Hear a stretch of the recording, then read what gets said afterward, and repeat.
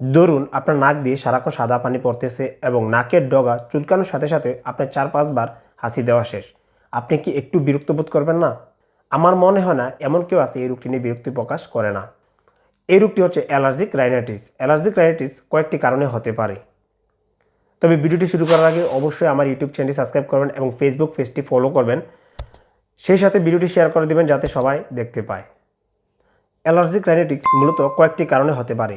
Seasonal বা ঋতুগত allergic rhinitis এটি মূলত হয়ে থাকে বছরের একটি নির্দিষ্ট সময়, যখন ঘাসের পরাগরেণু বাতাসের মাধ্যমে পরিবেশে ছড়িয়ে পড়ে, তখন এটির কারণে অ্যালার্জিক সমস্যা সৃষ্টি হয়। আর এটি একটি বছরের নির্দিষ্ট একটি সময় হয়ে থাকে বলে এর কারণে অ্যালার্জিক সমস্যা দেখা দেয়। আর এটি হচ্ছে সিজনাল অ্যালার্জিক রাইনাইটিস। বহু বছরজীবী অ্যালার্জিক রাইনাইটিস এটি সারা বছর লেগেই থাকে। এটি মূলত হয়ে থাকে ঘরে যদি পোষা প্রাণী থাকে, যেমন বিড়াল, কুকুর, এইসব প্রাণীর গায়ের লোম থেকে অ্যালার্জিক সৃষ্টি হয়। এছাড়াও বদ্ধ ঘর, যে ঘরে আলো বাতাস কম ঢোকে, সেই সব ঘরে যদি বসবাস করা হয় সেই থেকে অ্যালার্জিক সৃষ্টি হতে পারে। এছাড়া ধুলাবালি থেকেও অ্যালার্জিক সৃষ্টি হতে পারে।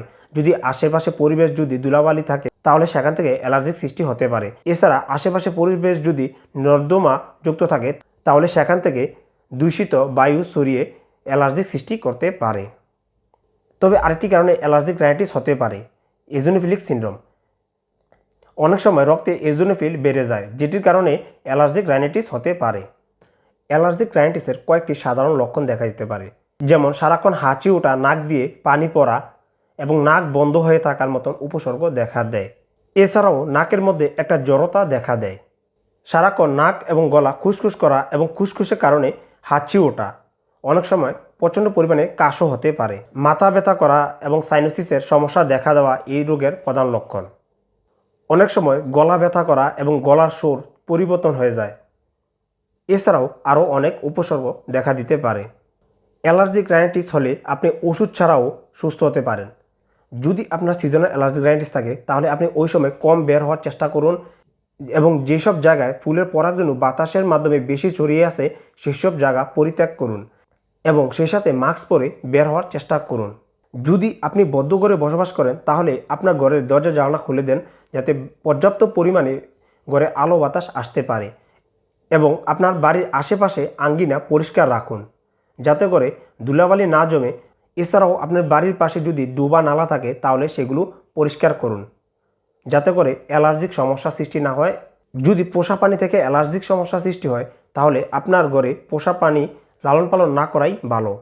এছাড়াও আপনি যদি ধূমপান করে থাকেন সেক্ষেত্রে অ্যালার্জিক সমস্যা দেখা দিতে পারে, সুতরাং ধূমপান না করাই ভালো। এছাড়া যেখানে ধুলাবালি বেশি সেই সব জায়গা পরিত্যাগ করুন এবং মাস্ক পরে বের হওয়ার চেষ্টা করুন। এছাড়াও আপনি নর্মাল স্যালাইন পানি দিয়ে আপনার নাক স্প্রে করতে পারেন বা নাকের ভিতর ধুতে পারেন, সেক্ষেত্রে আপনার অ্যালার্জিক সমস্যা কমে যাবে। যদি আপনার অ্যালার্জিক সমস্যা বেশি দেখা দেয় তাহলে আপনি কিছু মেডিকেশন নিতে পারেন, বিশেষ করে অ্যান্টিহিস্টামিন ড্রাগ, যেগুলো অ্যালার্জিক সমস্যা কমাতে সাহায্য করে। অবশ্যই মেডিসিন নেওয়ার আগে ডাক্তারের পরামর্শ নেবেন। ভিডিওটি এ পর্যন্ত। যদি আপনার কোনো প্রশ্ন থাকে তাহলে কমেন্ট করে জানাতে পারেন। সবাই ভালো থাকবেন, সুস্থ থাকবেন। আল্লাহ হাফেজ।